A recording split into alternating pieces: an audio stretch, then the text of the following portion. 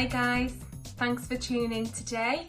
It's Lady Boss HR here, and I thought it'd be quite apt, given the time of year that we're at, to talk to you about absence management today.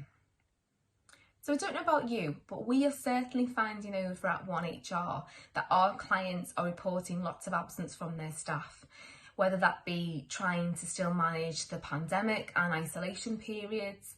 We've entered into flu season now.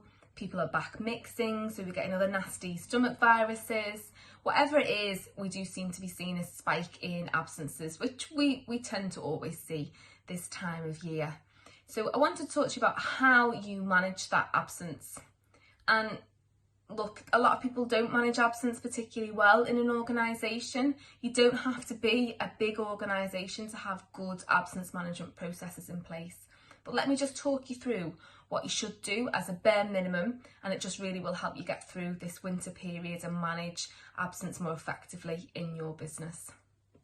If you've watched a few of my videos by now, you'll know I love a good few step process. So number one for this one is make sure that you have an absence policy.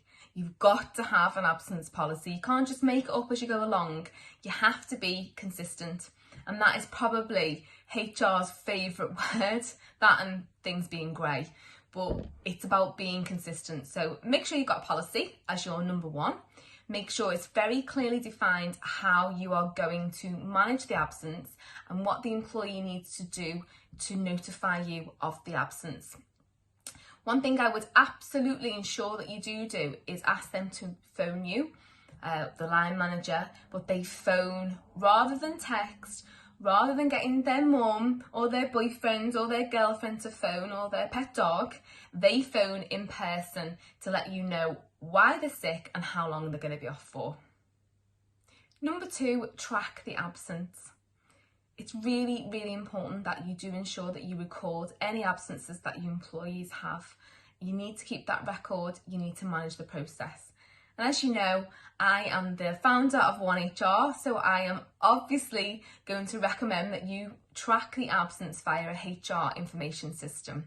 But look, even if I wasn't the founder of 1HR, and you don't have to use 1HR to do this, but you absolutely should invest in a HR information system for this. It doesn't cost very much money. It's a far more professional way of doing it.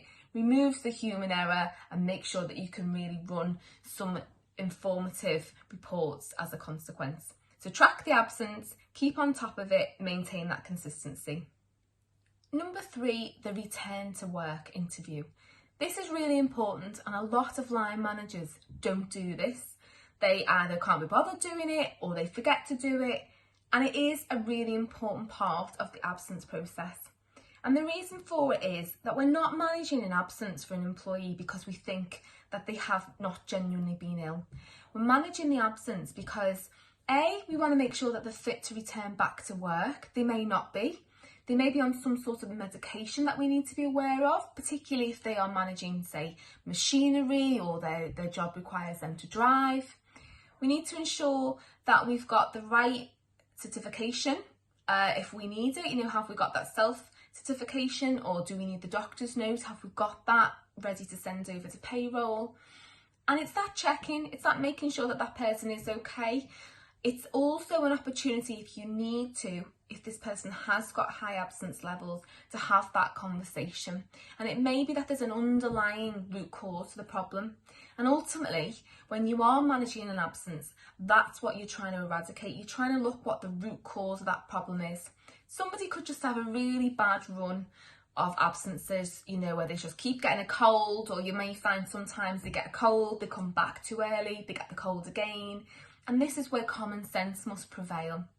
But then you also do have the serial people that have Mondayitis, that have been out and had a few too many jars over weekends and can't be bothered turning up on a Monday. So a good, robust, consistent absence process is a fair way to manage everybody and ensure that those people that are genuinely not well get that support from you or your line manager. So there are my steps for absence management. I hope you found that useful. I'd just like to say not to underestimate the cost to absence to your business. So even if you have a policy that just has SSP, so statutory sick pay, it doesn't mean that there's not a huge impact to your business. I once worked with a law firm where we had to look at, they had really high short-term absence. We actually saved that business over £1 million from a fee earning perspective, because they had that many people that were off, they weren't performing their job. And it also has that knock-on effect, because while somebody's off, somebody else has got to do their job for them. So really don't underestimate how much of an impact absence can have on your business. So hopefully you can take some action from that. If you have got any questions, please do drop them in the text below. I'd love to know, get that feedback. Always happy to answer any questions, and there are other ways that you can follow me. I do share lots of content on other channels as well, so they're just on the screen now, and here are also the contact details for 1HR if you are interested in looking at a HR information system. I'd love to, the team and I would love to have a chat to you about that. Thanks for listening, and I'll see you next week.